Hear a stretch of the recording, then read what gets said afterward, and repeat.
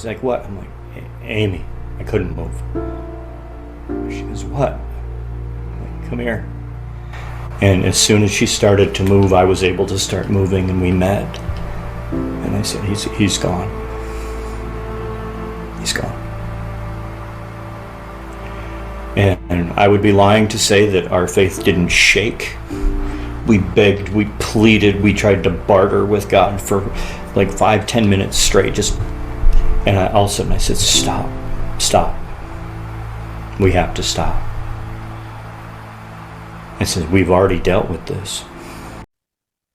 This time of year, we often think of our loved ones and how they have impacted our lives. I am grateful for you and all the ways that you have enriched my life. It's also a time of reflection.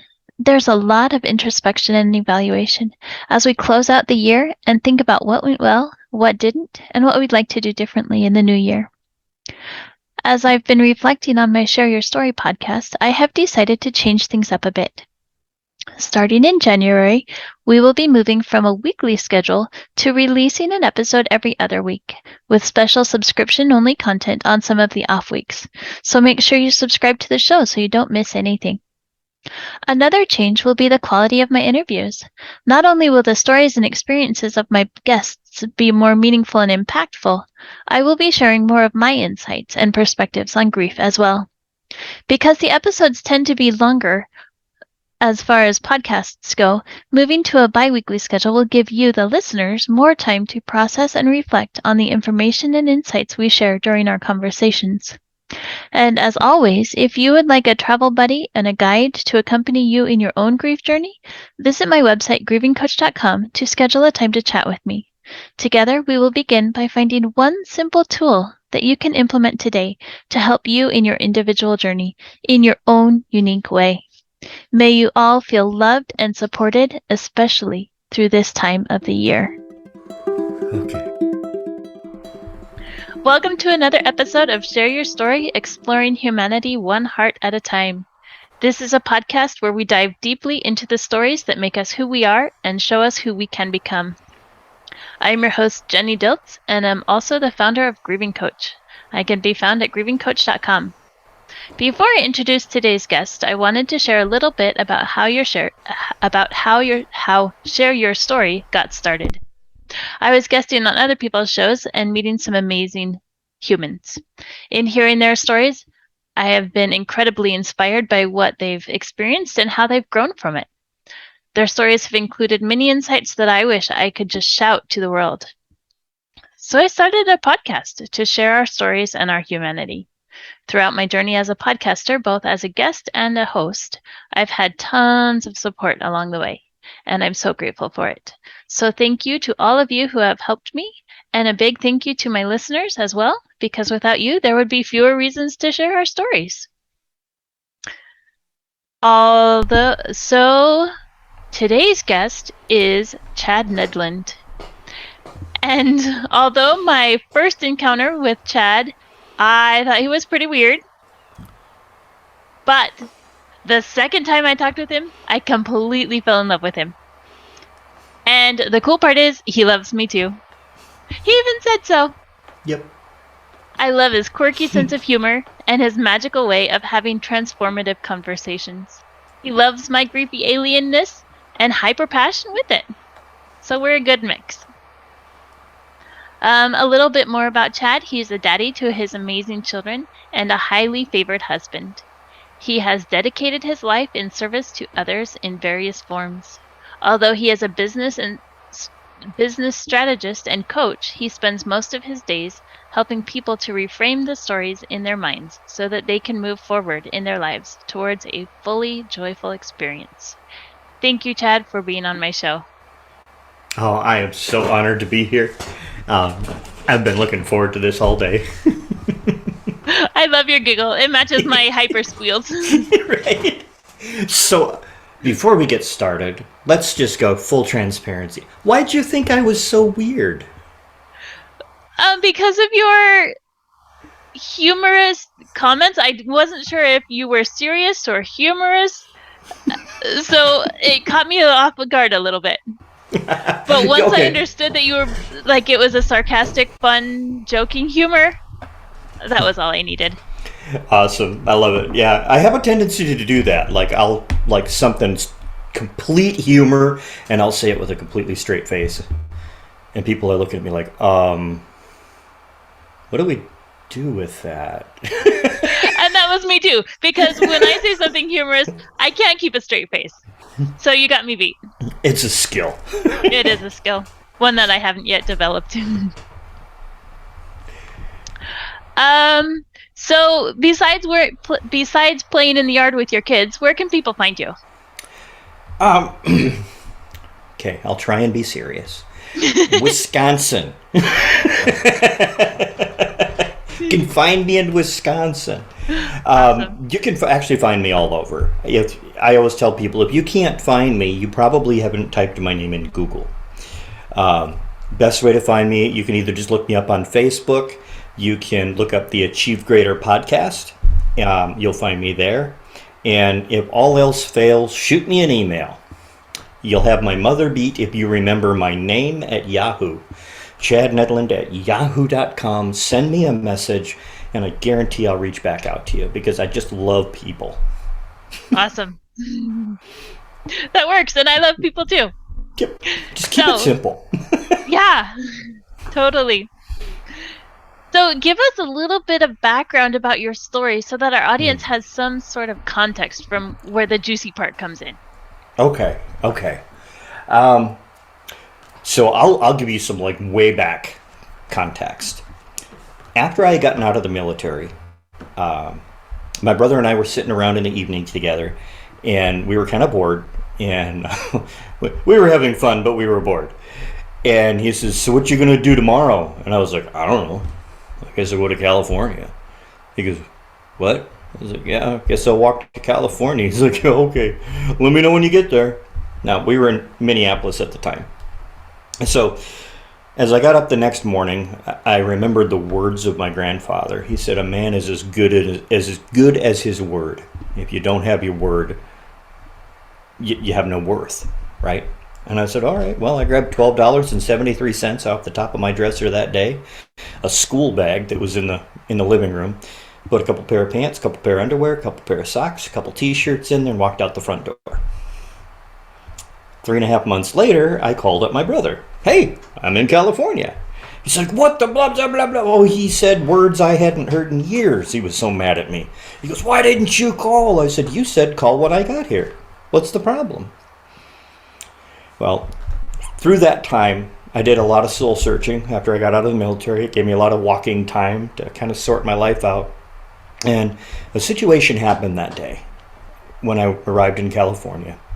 And I met a gentleman, and he changed my whole outlook and perspective on life. And for the next 7 years, I traveled throughout the U.S., back and forth, East Coast, West Coast, North and South, working in tramp camps and bringing hope to the homeless that were living there, showing them that there was a way out, there was possibility, there was life, there was happiness. Because I would go in and I would sleep with them, I would lay down on the ground with them, I would eat with them, I would live with them. But I always had this joy about me. And people couldn't figure it out. And they'd be like, "Dude, what is so different about you?" I'm like, "You really want to know?" And they're like, "Yeah." I says, "You sure?" "Yeah." "Ask me tomorrow." And then I turn around and walk away. Because what gave me joy was rejected by most. But I have found that when people told you they desperately wanted what I had, or like what you have, and then you make them come back for it and ask you again the next day, they will literally sit there and listen to every single word you have to say. And when you do that, you have the ability to transform their life, because you get to share your story. And your story becomes their story. And once it becomes their story, they see that there's a way out for them. And that transformed me huge. I fell in love with travel. I fell in love with serving my fellow human beings. And then I came back to visit my folks for 2 weeks. For about 3 years. But I came back for 2 weeks.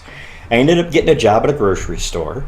And I met this timid little gal, ankle length skirt, 4 shirts, hair long, timid, always had her head down. And I told the guy I worked with, I was like, Verge, she's kind of cute. He goes, don't even bother. She's a nice enough person, but she's not available. It's not even worth your time. And I said, I'll marry her. About 8 months later, I did. Nice. And when I married her, I said, I do. And it wasn't just marrying her. I knew that when I married this timid little gal that had spent her whole life working at the grocery store with this small town mentality, my traveling days were over. My hopping on my foot and going wherever I wanted, whenever I wanted, anywhere in the world I wanted to go, that was done. Mm-hmm. Now I had this woman to be with and to care and share life and to provide for and take care of and protect and honor. And about 6 months after we were married, she says, remember when we were talking about you walking? And I said, yeah. She goes, remember when I asked you, well, since you walked east and coast and north and south, what were you going to do next? And you said, I guess we'll bike it. I said, yeah. She goes, I think we're supposed to do that. It wasn't too long, and we had quit our jobs, drained our bank accounts, given away everything that we had. We didn't sell it. We gave away our car, our belongings, our furniture. We just gave it all away. And we invested in 2 Walmart bicycles with some aluminum trailers from, I think it was Amazon.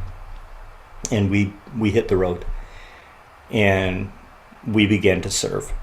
And we said there was only one standard. Every morning we would get up and we would ask ourselves, and I'm a man of faith, and we would begin our mornings and say, Holy Spirit, where do you want us to go? Who do you want us to talk to? And what would you like us to say? And we just trusted every morning. We're just going to move forward. We didn't know left, right, north, south, east, west. It was just forward.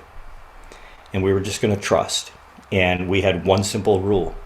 If anybody asked for help, we would just say yes. Well, our faith was put to the test. First place that we stopped, we were asked for help. I had a conversation with somebody. They had a secondary guest home for people in the community that needed help, and he mentioned they had a really wet basement, and they had to get that cleared up, or the city wouldn't approve. And I was like, I used to do basement waterproofing when I was younger. You want me to take a look at it and see if we can identify what the problem is? And he goes, that'd be great. And I went in there, I looked at it, it took me 3 minutes, and I'm like, all right, here's your problem. You got a hydrostatic wall problem and a water level problem. So the only thing that's going to fix is blank, blank, and blank. And he's like, cool, can you help us do that? Yes. And I'm like, okay. And then he says, well, we don't have any finances. Can you help cover the cost? Yes. And I'm going, we have nothing. We're on bicycles, dude. Long story short, by the end of the week, we had power tools, jackhammers, all of the materials, the concrete. We even had a concrete worker come with his concrete truck and a crew to help haul out the old broken up concrete, and then he came down and helped me do all the rest of the finish work. We had the entire basement waterproofing system installed for this home within a week, finished off and approved by the city with $0, 0 resources, 0 connections in a town we weren't familiar with. That's awesome. And I looked at my wife and I was like, well, we can lighten the trailer because I ain't hauling tools. Uh-huh. We don't need it. Everything that we need is going to be provided. Well, we continued to travel, and we traveled thousands of miles on the bicycle. And lo and behold, something happens with the weather. It got cold. My wife got pregnant. I think it has something to do with the temperature. But we're traveling, and now my wife is pregnant, and we're on bicycles, and we're serving in a small town community in Leon, Iowa. And we were we were invited to go to a concert with some people there, and they brought us to the concert. And while we were at the concert, we met a couple pastors, and the pastor turned around and he looked at me and he says, "We need people like you in our town in Milan, Tennessee." He says, "We're going to pray you down." And we're like, "Oh, okay. Whatever. Just whatever you got to do." He goes, "Don't worry about it." He says, "You'll know when it's time." He says, "And when you get here, we'll have a house for you. We'll take care of you. We need you to work in our community. We need people with your faith to step up and move forward." And I says, "All right, you pray." I says, "If God tells us to move, we're going to move." And we get back, and my buddy Albert that we had met down there, he goes, "So what do you think?" And I was like, "I don't know. I haven't gotten an answer." And about 3 days later, we told Albert.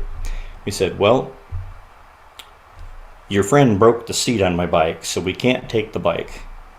But we feel confirmed that we're supposed to go to this location." He goes, "Well, if your bike's broke, how are you going to get there?" And I said, "Well, that's simple." I says, "My wife and I went down. We struck a deal down at the thrift store. We've got some backpacks that we picked up." I says, "I'm going to carry the backpacks and the gear, and we're going to start walking tomorrow morning." He said, "You can't walk. You can't walk to Milan, Tennessee." And I was like, "Yeah, I can." I says, "I've walked a lot farther than that." And he was like, Yeah. he's like, "You know what? We'll give you a ride. We'll give you a ride." So he gave us a ride all the way down there, dropped us off.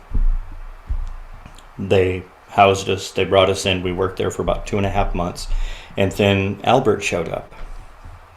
And he said, "Well," he says, "my mom needs a new vehicle. So I found one down here in Milan." He said, "So I'm going to buy it and bring it back up for my mom." And I was like, "Okay, cool. Thanks for visiting." I says, "But how are you going to bring it back home?" He says, "Well, I'm going to drive it."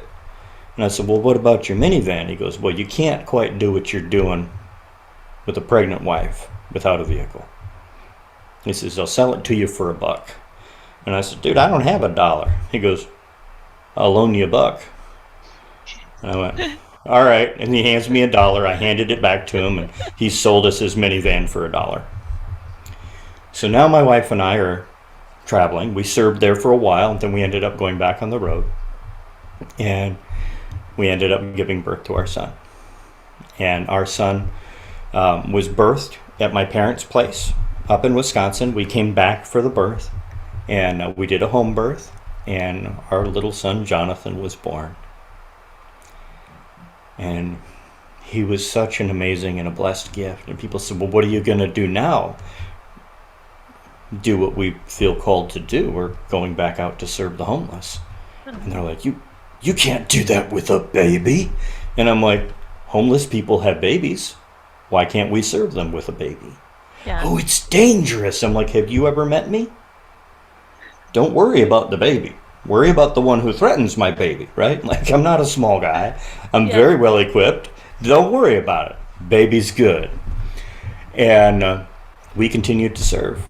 And for 10 months, our little boy traveled East Coast to West Coast with us. And when we would come into a community of homeless people, we would walk up with our baby in our arms. We would park outside of the tent camps, and then we would walk in. And people would normally be closed down after living in a tent camp for a while. They'd be closed down and protected, shut off, not open to talking. And we'd just walk up to a complete stranger, and we would just hold our child out. So, "Would you like to hold our son?" And they would melt. They just melt. And their eyes would open, and you could see just this joy and this acceptance just wash over their bodies. And as they'd sit there and they'd hold our child, we'd just talk. There were no barriers, no walls, no defenses. We were able to just share and pour into one another. And we found that Jonathan had this gift to destroy barriers and barricades that people had built up to protect themselves for years, and he would just rip them down with a little coo, Uh-huh. And he would have this ability to do this amazingly. And as a result, we were able to reach into their lives, and we were able to help people make some real change in their life, their perspective, their joy, their location. Some people were able to get off the street to find happiness, to really move forward and believe that there was something that was possible and better for them. And those that wanted those next steps, we actually knew how to get them their paperwork and their IDs and all that stuff. So he was such an instrument in the world. And we got a message from our friends in Leon, where Albert lived, the gentleman who sold us the van. And at this time, we were gifted another vehicle. Now we were traveling in a full-size canopy top camper van with a bed in the back and a kitchenette and a little porta potty and a TV in the front, and all of it. Like, we just kept giving, but we had no money. Yeah. But everything just kept getting provided for us as we continued to serve. And we were asked to come back and help them set up some stuff there in the community, and we did. And we came back. And when we got there, it wasn't staying in a room somewhere. They had brought a mobile home and parked it in one of the people's yards for us. And they said, well, if you're going to be here, we want you to have a house while you're here. So I'm like, we left on bicycles. And now people are literally moving houses so that we have a place to stay in their communities because of the way that we served. Yeah. And as you can imagine, if you're a husband and a wife with a baby and you're traveling over the road doing service work, let's just say there's not a whole lot of mom and dad time anymore. There's no quiet time, there's no private time, and all of a sudden we had a house. And one night after we were done serving for the day, we went back to the house. It was in the afternoon, and it was time to put Jonathan down for a nap. And so I swaddled him, and I went over and I put him in the little crib area. And then Mom and I went back to the other end of the mobile home, and we spent some quality time together. And this is important. I'm not oversharing. This is important. Yeah. And we were just laying there and cuddling a little bit, and my wife then, and still now today, we breastfeed our children. Well, by we, she does. I tried it, but no, she does the breastfeeding, and she's like, well, I should probably go feed Jonathan. And she stood up, and I was like, hey, no, something inside me said, no, you need to go get him. And that was not normal. Normally it was like, yeah, have at it. Nothing I can do here. Yeah. And I was like, let me, you just lay here and relax, honey. And I got up and I made my way down the hall, and the longer I was walking down the hall, it was just something just didn't feel right. Yeah. And I went over and I reached in and I picked up my son. And I understood why it didn't feel right. It was like I had picked up a doll. And I moved the blanket, and I had seen that all of the blood had drained all the way to the back of his head. And that told, being in the military, I've dealt with death. I understood that told me approximately how long he had been gone. And he laid down and he went to sleep. And I'm sitting here, standing in the hallway, and I said, how do I turn around and present our lifeless child to his mother, who's waiting on the other end with the expectation to feed him, to nourish him, to give that life-giving milk from mom? And my voice cracked, and I said, Amy. She's like, what? I'm like, Amy. I couldn't move. She goes, what? I'm like, come here. And as soon as she started to move, I was able to start moving, and we met. And I said, he's gone. He's gone. And I would be lying to say that our faith didn't shake We begged, we pleaded, we tried to barter with God for like 5-10 minutes straight. And all of a sudden I said, stop. We have to stop. I said, we've already dealt with this. Because back before Jonathan was born, when we were still back in Milan, Tennessee, she began to spot really heavy right after the point where they still say it's okay to spot. Okay. And we thought that we had miscarried. And we started to break down, and of course my heart was ripped. And I says, okay, before we go get this checked, we need to make a decision on how we're going to respond. I said, if we lost our child, do we continue or do we stop? Do we give up what we feel our purpose is in life, or do we move forward? And we made a decision. No matter what happens, we were going to move forward, because that's what we were called to do. That's what we felt was our purpose and our calling at that point. And we went and we got to a clinic where we could get it checked, and we laughed so hard. They said that we were a breath of fresh air when we were there, and they apologized profusely because they couldn't find the heartbeat. Jonathan was jumping around too much in her belly. And they're like, I'm so sorry. And they're working. I'm like, look, lady, seriously, if he's moving around that much, I think he's okay. And she just paused. She goes, you guys are such a breath of fresh air. Yeah. And I realized why. That my wife had given me the name of this place, and I thought she was taking us to an abortion clinic.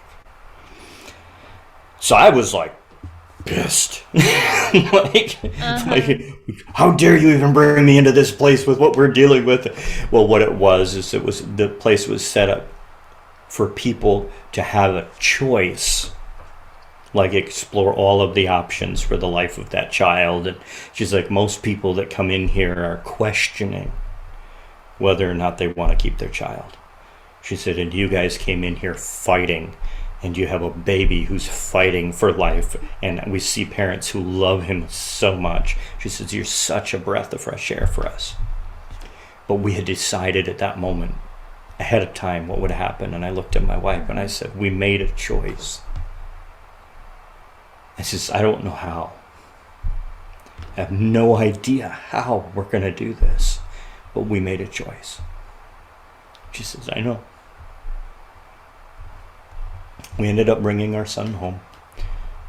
He was buried on the family property next to my dad. And within a few days, we were right back on the road again. And within that 3 days, I was standing up in front of a congregation of people talking about the mercy and perfect love of a good Father that we have in God. Yeah. And people were mad. They were angry with me for saying such a thing. And they're like, your son just died. How could you say that? Yeah. And I'm like, but because it's true. See, from Scripture it says that Satan, the enemy, comes to steal, kill, and destroy. But that Jesus would come so that we could have life abundantly. I says, what I understand is that anything that kills, steals, or destroys, detracts, or takes away from my life was not from my Father in heaven. It was from the enemy. I said, but the life that we experienced, the abundance of joy that was here, was a gift of a good Father through my son.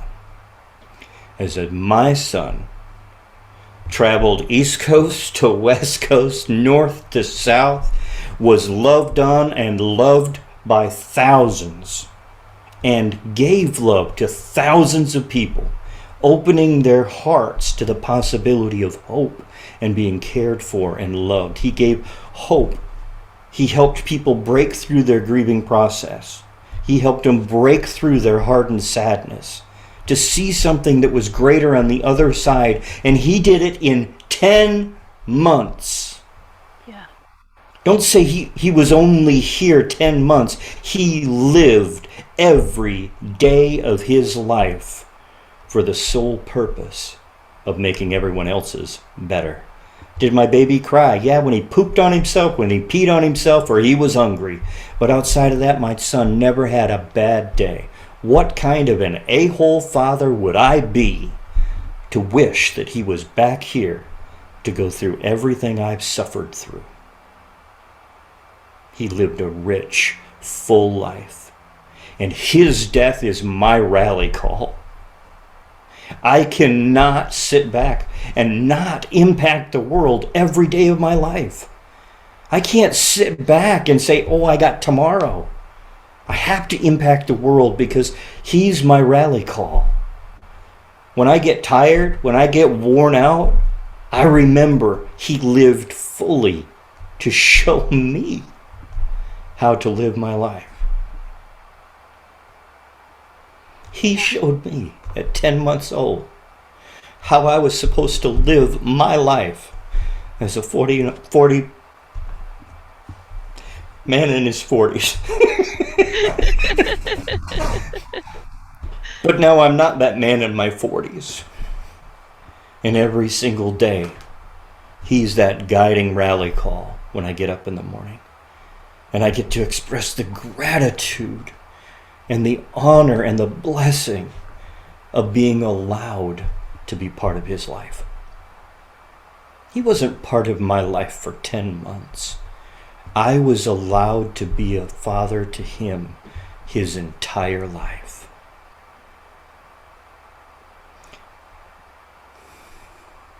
Our circumstances, our situations, they have no meaning outside of what we assign to them. And the meaning that we choose to assign is the framework by which we choose to look at the world. Mm-hmm. I was so blessed. Am I lucky to have my son pass away from SIDS? No.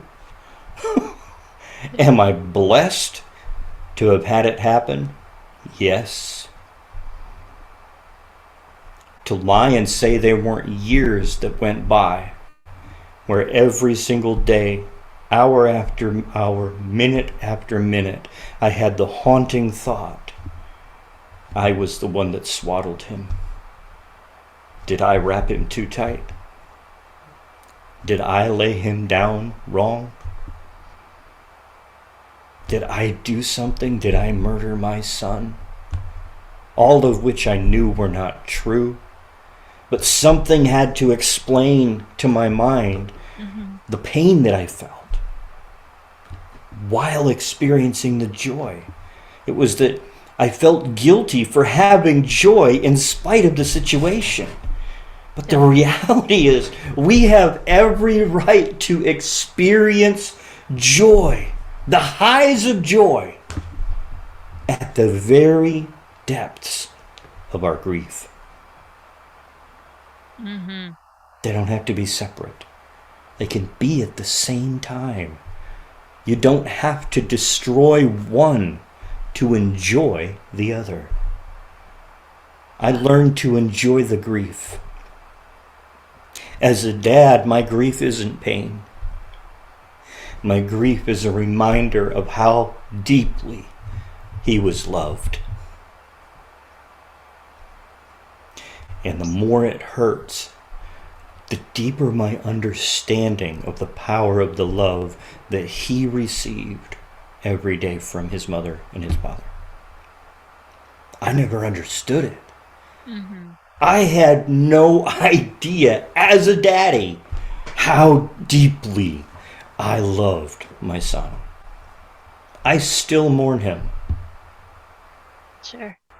I still grieve him. My dad passed away about 10 years ago. My 5-year-old little daughter, she walks out of the schoolroom. Apparently she saw a picture of Grandpa Paul. I never showed her that picture. She knows Grandpa Jerry. Mom remarried. It's Grandpa Jerry. Mm-hmm.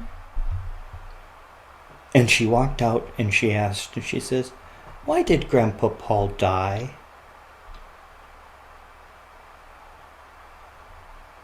And I'm like, I kind of struggle with that myself. I mean, what do we tell her? Because he loved eating pork and bad diet and refused to change it after 4 heart surgeries? Got what he earned. Uh-huh. Do we give it to her straight? And I told her, I was like, sometimes our bodies, they just give up and they go to sleep. And that's what happened to Grandpa Paul. His body couldn't take the work that it was going through. Yeah. She goes, oh. Well, I think he's in heaven with my brother Jonathan. And I said, I think you're probably right. And she goes, I want to go to heaven. And I said, why do you want to go to heaven? And she says, because I want to see Grandpa Paul and introduce him to my brother. And I went, she never saw him as gone. Yeah. She just saw him as not here. And I thought, what better thing can we teach our children than for them to understand that death isn't the end. Right. That we can still be with them, but in a different way. Mm-hmm. And to see that in her and have that reminder to me, and I'm like, I don't know if I'm incredibly blessed to have the children that I have, but my children keep teaching me amazing lessons. Absolutely. And 2 things I would want people to know and understand is, A, grief is not impermanent, but it's not permanent either. Grief is what we allow it to be in our life. Mm-hmm. And we can allow it to be a blessing. We can allow our pain to be something that makes us stronger. We can allow the loss to remind us of how much room we have to love others. There's so much that can be there. But just like having your child teach you a lesson, grief enters our life after we've been living for quite a while, just like a child. Be open. Be open to the lesson that's there. Not just the experience, but the lesson that comes with it. Because, there's an old saying, it says, until you learn the lesson, you're destined to keep learning it. And that's one reason why I love grief.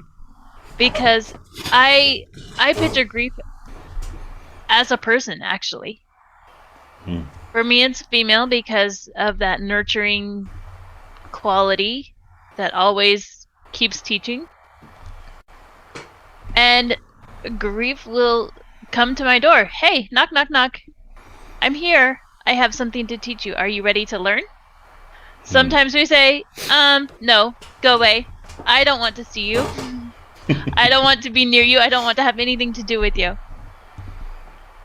So grief says, okay, noted. I'll come back. Yeah. And so she she'll comes revisit back again. you. Knock, knock, knock. Hi, are you ready to learn now? Maybe this time we open the door a crack. Oh, maybe she's not so scary as I thought. But I'm still not ready to learn. Goodbye. So grief comes again. Knock, knock, knock. Are you ready this time?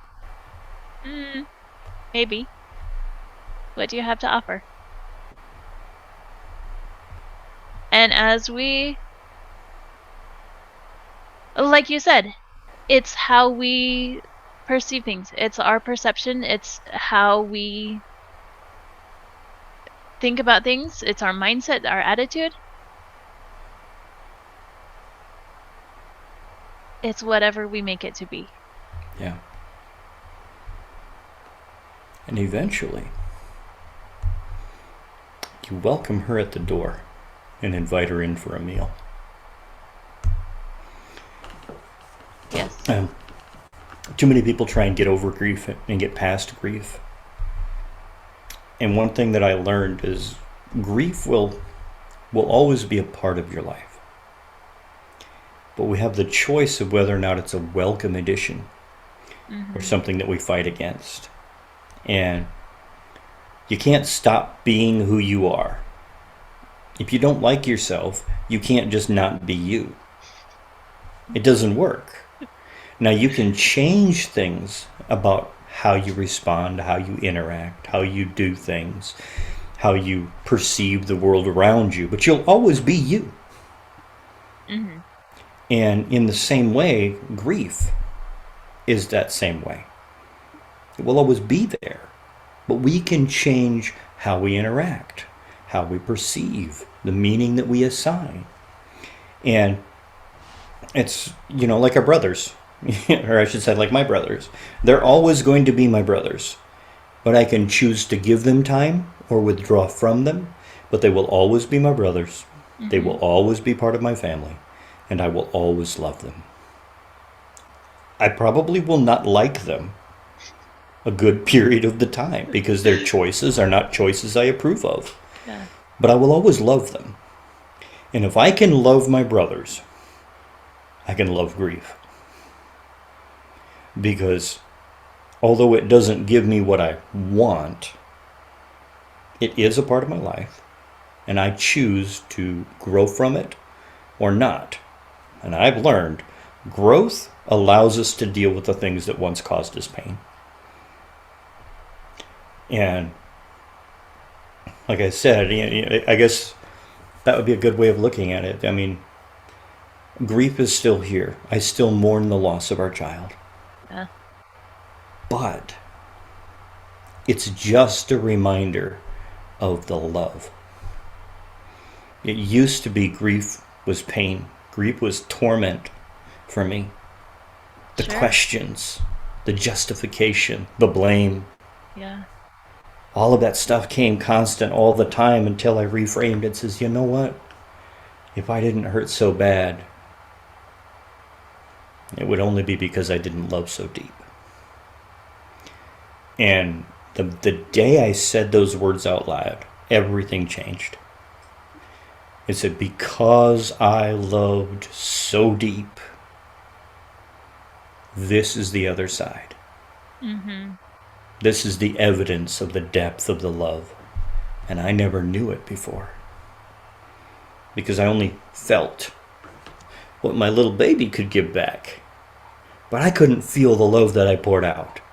I didn't know what he received. I only received what he gave. Sometimes it was vomit, sometimes it was poop. But some of my dearest memories is I would lay him on my chest and I would just do a little bounce and I would sing. And frankly, I would sing an old chant that I learned from some Native Americans that I walked with, and it would put him out all the time. And it was like daddy's touch. Mm-hmm. I could always put the kids out, Yeah. And that was like a cherished thing for me. And grief has a way of getting a hold of your attention. And sometimes it isn't nice. Sometimes it grabs you and it grabs you where you don't want to be grabbed to get your attention. Right. And I was afraid to hold my daughter and rock her to sleep. Because Dad has a tendency to put his kids to sleep. And the last time I did that, my child never woke up. Mm-hmm. I was afraid to tell my kids good night because I was afraid they wouldn't wake up. I couldn't put my kids down for a nap. I was like, oh, honey, you do it. To this day, my wife puts the kids down for the nap. My wife gives them a kiss goodnight and lays them down in bed. 5, 4, and 1 year old. I can't go in their room and kiss them goodnight. I have to sit in the living room. And I give them big hugs and I hold them in my arms and I tell them how much I love them and how proud I am of them. Wish them a good night. But even today, I still can't go in there and tuck him in bed. Yeah. Is it something I'll get over? I don't care. Because you know what it makes me do? It makes me love on them 10 times harder before they walk into their bedroom. Yeah. It makes me hold them in my arms. Makes them get scolded if they head for their bedroom before stopping to hug me goodnight. I says, you're not allowed to sleep until you give me hugs goodnight. And my son just chuckles and he laughs and he thinks it's funny. And I'm like, you don't understand. Right. Every time, and I haven't even said this to my wife, but every single night when I hug my kids and I kiss them goodnight, my mind says this could be the last time.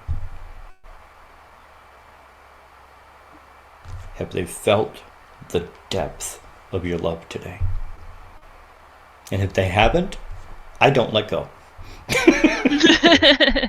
I don't let go. It was dentist day today. Wife got up early, had the kids roasted, fed them real quick. They're on their way out the door. They didn't say goodbye to Dad because Mom didn't want to wake me up. Well, I wasn't sleeping. I just hadn't got out of bed yet. You know, I hear the front door, patio door open, and I jump up and I throw on some shorts and I run out and I make it to the end of the porch. And my daughter turns around and she sees me. And she turns around with a big smile and she runs across. She said, sorry, Daddy. Bye. Love you. Have a good day. And I was like, I love you too, sweetheart. And she jumps down and she runs around the truck and I hear her scold her brother. Daniel, you get over there and say goodbye to Daddy. Now you think older sister chews you out and you're going to be kind of snarky. He goes, Daddy's here? And he comes running around the truck. And I'm like, yep. And they know the depth of my love. Yeah. I never have to question that. But that grief, that thing holding in, is the reminder. Make sure you love them fully every moment that you're with them. Don't let them end a day without knowing the depth of your love. Mm-hmm. And that's where grief no longer has a hold on me. Grief's my partner. I'm a busy dad. Yeah. I run multiple businesses, coach people all over the world, all hours of the day and night. I'm very busy. Yet grief's my business partner that says, priorities, take that time. Mm-hmm. Take that time. And I think when that becomes a natural, grief will stop stopping by as often. Right. But she can come show up as long as it takes for me to learn that. And I Would you welcome it. want her to stop coming by though?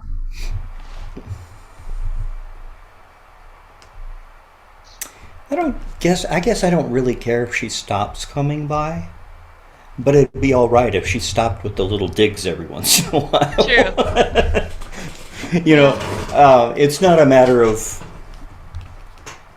I don't need to feel the loss to know the depth.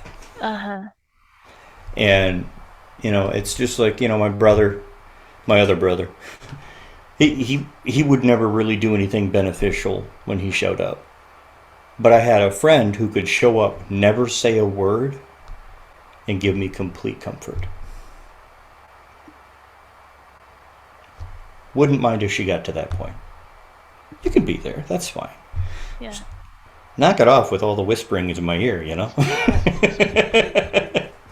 But until then, you know, I still welcome it. You know, because at this point, I still need it, apparently. Yeah. Or she wouldn't be showing up. Exactly. And to reject, to hide, to run from would just prolong it. And, you know, the truth, the more you focus on something, the more energy you give to it, the more powerful it becomes. Mm-hmm. So stop trying to fight the things that are in your life and just acknowledge that they're there and allow them. to teach you the lessons you need to hear. Yeah. And my old man wisdom, I guess.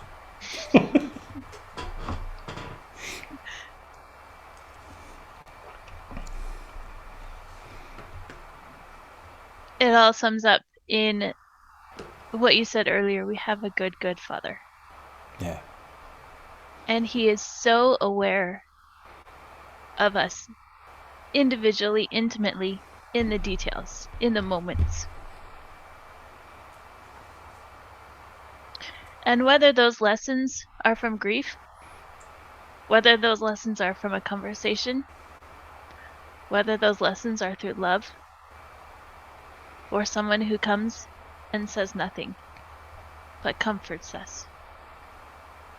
He's aware of us. Mm-hmm. Or a podcast. Or a podcast. Because sometimes we're not ready for the conversations. Sometimes we're not ready to have that talk. And our Father will send people, I don't know, like the Jenny Dilts in the world, to have the conversation for them and allow them to be a part of it without having to be in it. And it's one of the greatest gifts that you're bringing to the world through this podcast, in my opinion, is the fact that there's people that aren't ready to have the conversation about grief. Mm-hmm. But you're willing to have that conversation for them so they can learn the lesson without having to go through the pain of it because they're not ready yet. Yeah. And for that, I thank you. Because people need you. It's mutual. Oh, mutual. I thought you said it's Rachel, and I'm like, no, it's Jenny. No, it's What? mutual. I feel the same way about you. I told you it was one of those days, and I'm like, Rachel? What? It's all good.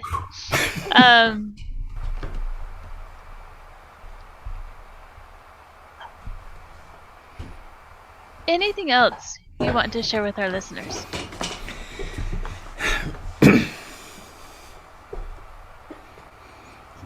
Normally I would have a closing thought, but today I just decided I was just going to share my heart, and when it was there, it was there.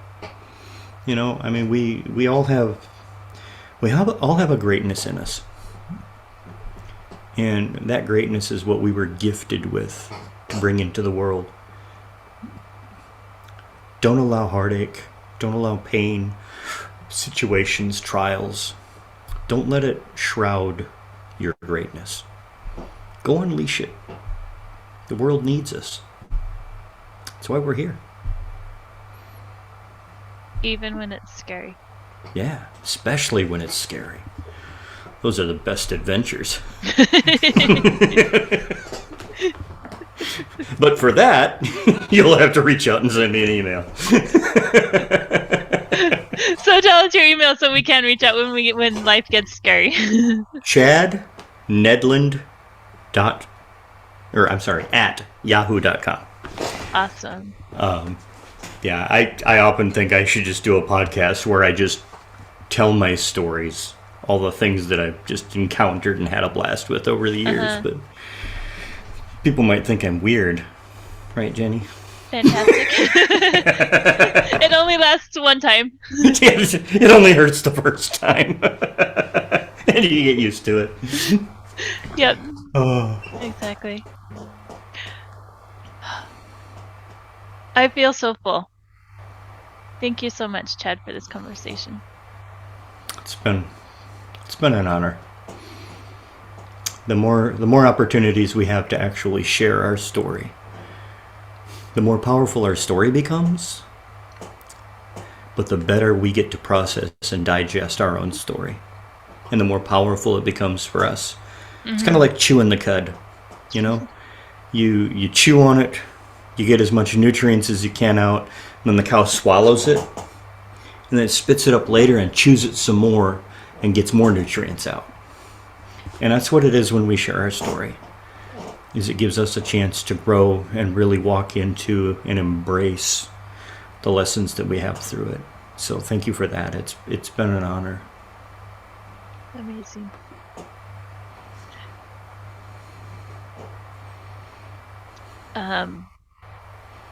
So in an earlier conversation, you said your mission was 1 to 1,000,000, to touch 1,000,000 lives through the interactions you've had. And I know mine has been extremely impacted by our conversation today, our time together. Thank you, everyone. Keep chewing your cud. Share your story. Learn and grow from each other, and learn and grow from yourselves. Let's see. To learn more about what I do at Grieving Coach, visit my website, grievingcoach.com. You can sign up for my newsletter there for tips and publications, upcoming events. And until next time, remember that all of our experiences make us who we are, and that you are known and loved in more ways than you could ever imagine. Your voice matters. So share your story. Thank you for joining us today on this episode of Share Your Story, exploring humanity one heart at a time, where we share real-life experiences of converting grief into growth. Just a reminder, we will be moving from a weekly to a bi-weekly release schedule starting in January of 2023, with subscription-only content on some of the off weeks. So be sure to subscribe to the show so you don't miss out on exclusive interviews and insights. And if you are struggling with your grief and would like help, I have recently opened the enrollment for my program, Converting Grief into Growth. It is an individualized coaching program to support you in and through your grief, and/or teach you to support others as they do the same. Converting Grief into Growth consists of 8 one-to-one sessions that each include a writing prompt and relevant action steps that you can implement immediately. The length of the program is individualized because each journey is different. We all have different losses, different styles of grieving, and different processing speeds. As a result, each journey will be individualized. We will go as fast as possible and as slow as necessary to get you long-lasting and permanent growth in your life. So far, all of my clients have finished the program in 2 months or less and are still reaping the benefits of their time with me more than a year later. If, however, after 2 months you feel like you still need more time, you can purchase a monthly add-on for continued support. Through the end of the year, I'm offering Converting Grief into Growth for 50% off. If this is something you'd like to explore further, reach out to me through my website, grievingcoach.com, or send me an email at jenny@grievingcoach.com. We'll schedule a time to chat and see if this is a good fit for you.